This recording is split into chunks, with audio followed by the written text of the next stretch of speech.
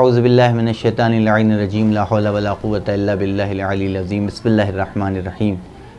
الحمدللہ رب العالمین بارئ الخلائق اجمعین والصلاة والسلام علی اشرف الانبیاء والمرسلین مولانا ابی القاسم محمد اللہم صلی علی محمد وآل محمد وآلہ الطیبین الطاہرین المعصومین اما بعد 1344 ہجری کہ وہ سال کے جس سال جنت البقیع کو منہدم کیا گیا اور جنت البقیع کے ساتھ ساتھ بہت سے مزارات کو، بہت سے ادوات عالیات کو، ان کے اوپر بنے ہوئے قبوں کو اور ان کے اوپر بنی ہوئی عمارتوں کو ڈھا دیا گیا اور گرا دیا گیا۔ اور ستم یہ ہے کہ ان تمام مزارات کا اور ان تمام مقدس مقامات کا تعلق عام لوگوں سے نہیں تھا، بلکہ یا تو رسول کے صحابہ سے ان کا تعلق تھا یا نبی کی ذریت اور نبی کی آل سے ان کا تعلق تھا۔ خصوصاً سے وہ روضہ اور وہ عمارت کہ جو قبر بنت رسول فاطمۃ الزہرا سلام اللہ علیہا کے اوپر واقع تھی اور بنا شدہ تھی، اسے گرا دیا گیا۔ نہ کوئی بولنے والا تھا، نہ کوئی آواز اٹھانے والا تھا، اور ستم تو یہ تھا کہ یہ صرف اور صرف حکومت کی جانب سے یہ اقدام نہیں ہوا، بلکہ ان مزارات کو ڈھانے سے پہلے تمام مفتیوں سے اور اس زمانے کے اور اس دور کے جو وہاں کے قاضی القضات تھے ان سے فتویٰ لیا گیا،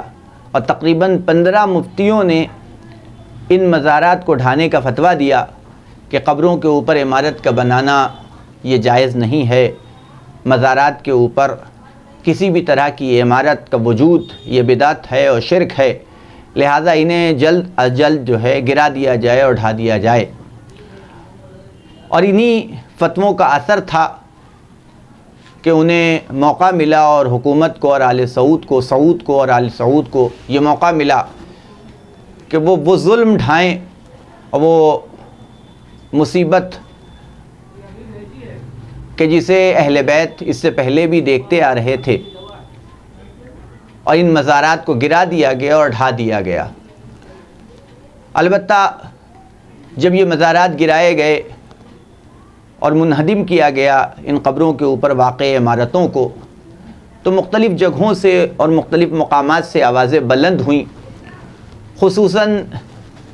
وہ ممالک کے جو شیعہ نشین تھے، جن میں سے ایران اور عراق یہ دو ملک ہیں کہ جنہوں نے مکمل طریقے سے احتجاج کیا اور آج کی تاریخ کو سوگ کا دن اور غم کا دن مقرر کیا، اور اس وقت سے لے کر کے آج تک ایک احتجاج جنت البقیع کے انہدام کے حوالے سے منعقد ہوتا چلا آ رہا ہے اور برپا ہوتا چلا آ رہا ہے، اور یہ مطالبہ ہر دور میں اور ہر زمانے میں حکومت سے کیا جاتا رہا ہے کہ دوبارہ ان عمارات کو تعمیر کیا جائے اور ان عمارتوں کی بنا کی جائے، اور قبر سیدہ کے اوپر، قبر بطول کے اوپر عمارت کو دوبارہ اور اس قبے کو دوبارہ تعمیر کیا جائے، اور زیارت کرنے والوں کو اجازت دی جائے کہ وہ جائیں اور امن و امان کے ساتھ بی بی کے روضے کی اور بی بی کے قبر کی زیارت کر سکیں۔ لیکن ایک بنیادی بات یہ ہے، اور ایک سوال یہاں یہ پیدا ہوتا ہے کہ آخر ان مزارات کو، خصوصاً وہ روضہ کہ جو فاطمہ زہرا کی قبر کے اوپر واقع تھا، اسے ڈھانے کا مقصد کیا ہے اور اسے گرانے کی وجہ کیا ہے؟ اگر آپ اس کا پس منظر تلاش کریں گے اور اس کی وجہ اور اس کے اسباب کو تلاش کریں گے، تو بظاہر صرف اور صرف ایک وجہ سامنے آتی ہے کہ اصول رہا ہے کہ ہر جرم کرنے والا، ہر گناہ کرنے والا، ہر قتل کرنے والا اور ظلم کرنے والا یہ چاہتا ہے کہ اس کے قتل کو، نشان کو مٹا دیا جائے، اور کوئی نشان قتل جو ہے وہ کوئی اس کے گناہ کا کوئی نشان نہ باقی رہ جائے کہ جس کے ذریعے سے اس کی گرفت ہو سکے اور وہ پہچانا جا سکے۔ لہذا جہاں وہ ظلم کرتا ہے، جہاں وہ قتل و غارت پھیلاتا ہے،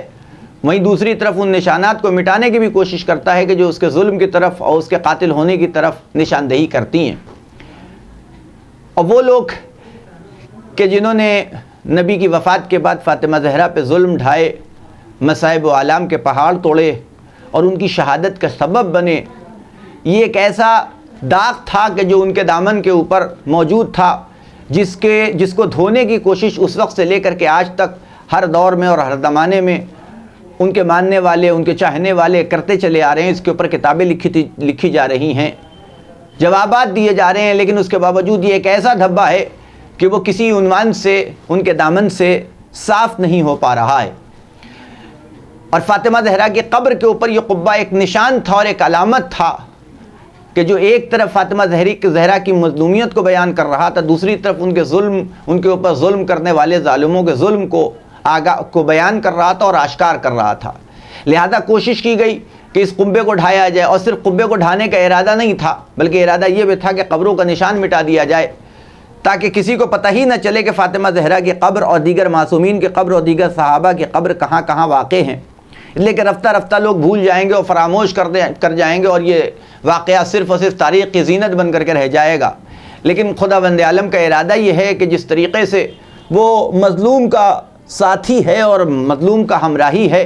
وہ کسی بھی کے بھی خون ناحق کو چھپنے نہیں دیتا، اچے جائے کہ اس کے خون ناحق کو، کہ جو رسول کی بیٹی ہے، جو فاطمہ الزہرا ہے، جو سیدۃ الکبریٰ ہے، اس کے خون ناحق کو چھپانا کیسے ممکن ہو سکتا تھا. لہذا پوری کائنات میں احتجاج ہوتا چلا آ رہا ہے، اس سے پہلے بھی ہوا ہے،